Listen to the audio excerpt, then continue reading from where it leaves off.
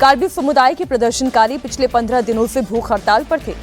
वे आदिवासी क्षेत्रों में चराई जमीन पर अतिक्रमण का विरोध कर रहे थे। प्रदर्शन के बीच जब पुलिस ने 3 प्रदर्शनकारियों को अपने साथ ले गई तो ये प्रदर्शन हिंसक हो गया। हिंसा के बाद अब सेना की तैयारी यही है, अब देखना यह है कि कब तक इस इलाके में शांति लौटेगी। पूर्वोत्तर के 2 राज्यों की हम बात करें, पहले हमने अरुणाचल की बात की चीन के कॉन्टेक्स्ट में, अब हम असम की भी बात कर रहे हैं।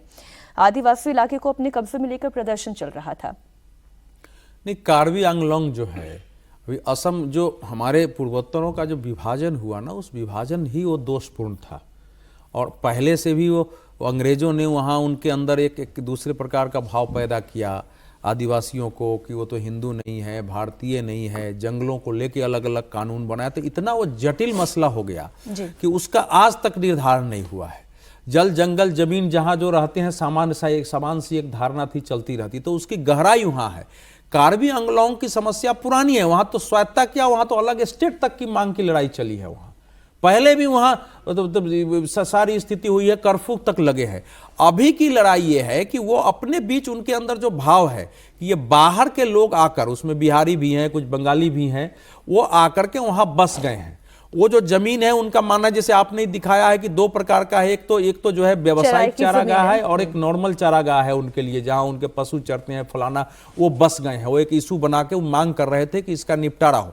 तो जब तक उस लैंड का निपटारा नहीं हुआ कि वो लैंड के क्या किया जाए, तो दिक्कत आती है। अब लोग जो जाते हैं बाहर से, उनको मालूम नहीं है। वो अगर किसी काम से जाते हैं तो उनको कहाँ रहना है ये वहाँ के लोग ही तय करते हैं। ऐसा तो है नहीं कि हम चले गए और हमको अगर कोई घर लेना है तो हम ले लिए।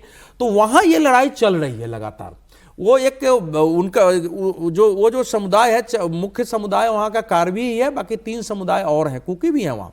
तो इनके बीच ये लड़ाई चल रही है। उस लड़ाई का समाधान बार बार हो रहा है। तो उसका समाधान कैसे हो, क्योंकि कार्बी आंगलोंग का जो है वो सीमा दूसरे राज्यों में भी शांति तो ला सकती है, लेकिन समाधान नहीं ला सकती। नहीं, ये तो एक social political problem, socio political problem है। असली लड़ाई जो बाद में कहा अवधेश जी ने वही है कि बिहार के लोग, बंगाल के लोग, उनको लग रहा है कि हमारा डेमोग्राफिक स्ट्रक्चर बदल रहा है और बिहारी लोग वहाँ चुनाव जीत रहे हैं। वहाँ का जो नूनिया समाज है उसने भारत सरकार के सामने अपना रिप्रेजेंटेशन दिया था कि हमको वहाँ ये अधिकार चाहिए। वहाँ चुनाव लड़के जो जहाँ ये झगड़ा हुआ, वहाँ का जो कार्बी आंगलोंग KBCC जो वहाँ का था, वहाँ पवन कुमार बिहार के ही थे जो वहाँ के प्रधान चुने गए थे। तो इसको लेकर के वहाँ ज़्यादा अभी जो ताज़ा विवाद है वो उसकी वजह से, तो ये सोशियो पॉलिटिकल प्रॉब्लम है।